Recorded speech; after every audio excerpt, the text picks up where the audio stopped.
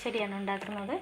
ഇളവൻ തൊലി കളഞ്ഞ് ഇതിൻ്റെ കുരുവൊക്കെ കളഞ്ഞിട്ട് ഇങ്ങനെ ചെറിയ കഷ്ണങ്ങളാക്കുക.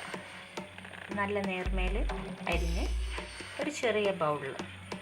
പിന്നെ അതിലേക്ക് വേണ്ടത് കറിവേപ്പില, വെള്ളം, ഉപ്പ്, പച്ചമുളക്, തേങ്ങ, കടുക്, പിന്നെ തൈര്.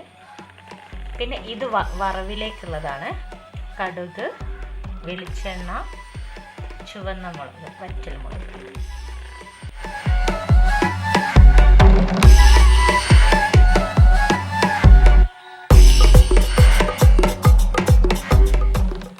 ഇനി നമുക്ക് ഇളവൻ വേവിക്കാം.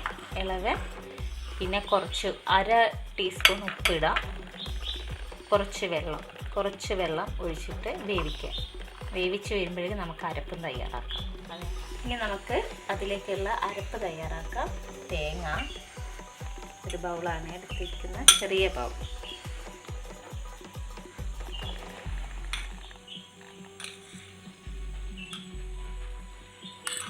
ഇനി അതിലേക്ക് 1/2 ടീസ്പൂൺ കടുകാണ്. ഇനി 2 പച്ചമുളക് പൊട്ടിച്ചിടുന്നുണ്ട്.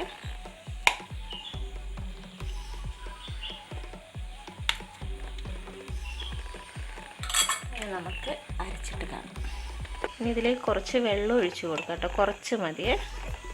കുറച്ച് ഒഴിച്ചിട്ട് നമുക്ക് അരച്ച് നോക്കാം. ഇളവൻ വേവിച്ചിട്ടുണ്ട്.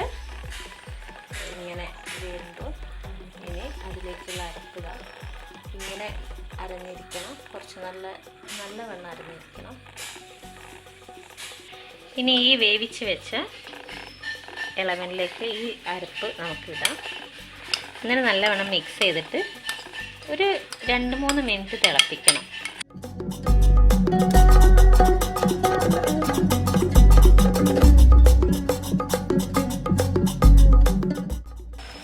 തിളയ്ക്കുമ്പോൾ ഈ പച്ചമണം മാറാൻ വേണ്ടിയിട്ട്, പച്ചമണം മാറുന്നവരെ ഒന്ന് തിളപ്പിക്കുക.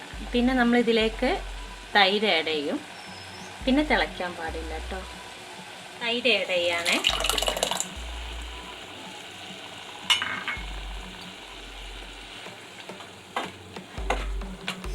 അപ്പോൾ സിമ്മിലാക്കി വെക്കണം.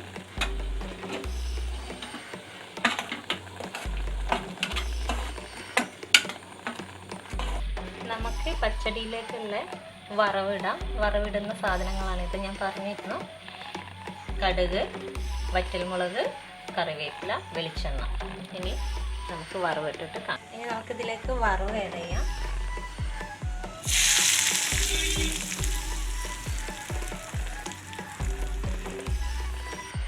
അങ്ങനെ കാണാനും ഭംഗിയുള്ള, കഴിക്കാനും സ്വാദുള്ള പച്ചടി റെഡി ആയിട്ടുണ്ട്. എല്ലാവരും ഒന്ന് ട്രൈ ചെയ്ത് നോക്കണേ.